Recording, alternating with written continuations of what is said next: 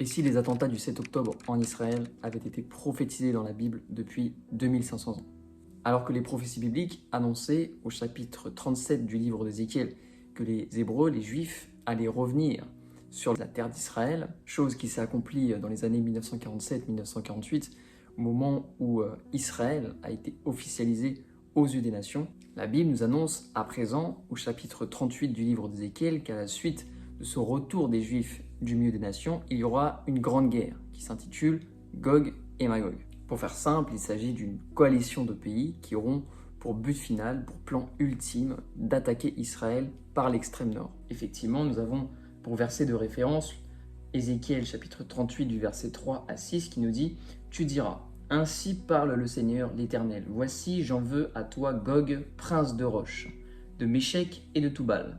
Je t'entraînerai et je mettrai une boucle à tes mâchoires. Je te ferai sortir, toi et toute ton armée, chevaux et cavaliers, tous vêtus magnifiquement, troupes nombreuses portant le grand et le petit bouclier, tous maniant l'épée et avec eux ceux de Perse, d'Éthiopie et de Pout, tous portant le bouclier, le casque, Gomer et toutes ses troupes, la maison de Togarma à l'extrémité du septentrion et toutes ses troupes, peuples nombreux qui sont avec toi. » Et parmi cette coalition de pays, il y a un pays en particulier dont nous sommes sûrs dans son appartenance aujourd'hui et qui a été déclencheur notamment des attentats du 7 octobre, c'est la Perse, qui avec certitude aujourd'hui représente l'Iran.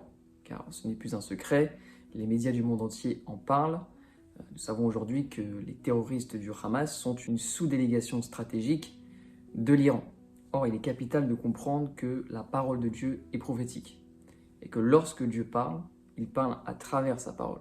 Et en l'occurrence, si nous prenons le cadre à la fois contextuel et temporel concernant cette guerre de Gog et Magog, nous voyons que le prophète Ézéchiel aborde dans un premier temps, dans ce chapitre, le cadre temporel final de cette grande coalition de pays qui chercheront, dans la finalité du coup, à porter atteinte à la Terre Sainte, à la Terre promise de Dieu, dans cette grande guerre généralisée. Si nous prenons la parole de Dieu, notamment en Ézéchiel chapitre 38, du coup du verset 7 à 9, il nous est dit « Prépare-toi, tiens-toi prêt, toi et toute ta multitude assemblée autour de toi. Sois leur chef. Après bien des jours, voici un détail temporel important, tu seras à leur tête dans la suite des années.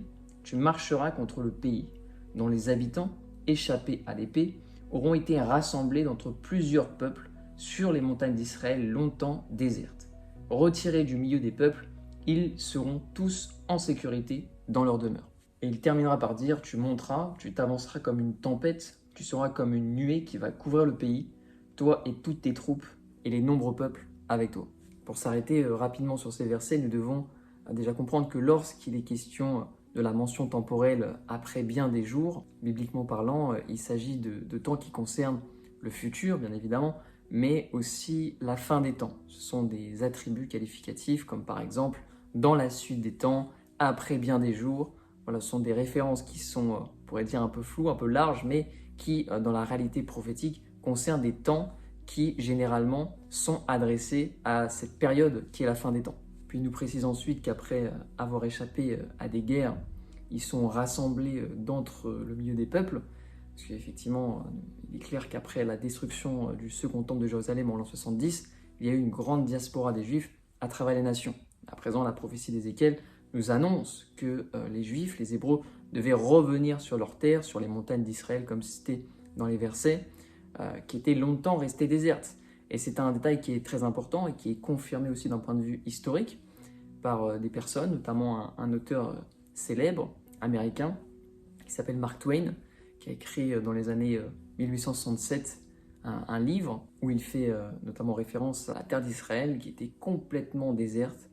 Il constate que vraiment la terre est aride au plus haut point. Et nous voyons du coup finalement que tous ces détails avaient été déjà prophétisés dans la Bible à travers ces versets du 38e chapitre du livre d'Ézéchiel. Ce qui est quand même très très fort. Et en réalité, le prophète Ézéchiel ne s'arrête pas là, puisqu'il va plus loin encore dans la prophétie, et il annonce même le cadre de déclenchement, la brèche, comment elle va s'ouvrir pour arriver dans cette finalité de ce grand conflit final. Puisqu'il dit, notamment un peu plus bas, en Ézéchiel chapitre 38, toujours du verset 10 à 12, « Ainsi parle le Seigneur l'Éternel. en ce jour-là, il est bien dit en cette journée, en ce jour-là, des pensées s'élèveront dans ton cœur et tu formeras de mauvais desseins. Tu diras, je monterai contre un pays ouvert, je fonderai sur des hommes tranquilles, en sécurité dans leur demeure, tous dans des habitations sans murailles et n'ayant ni verrou ni porte. J'irai faire du butin et me livrer au pillage, porter la main sur des ruines maintenant habitées, sur un peuple recueilli du milieu des nations, ayant des troupeaux et des propriétés et occupant les lieux élevés du pays. Il nous est notamment précisé, comme nous l'avons mentionné, en ce jour-là, des pensées s'élèveront dans ton cœur et tu formeras de mauvais desseins.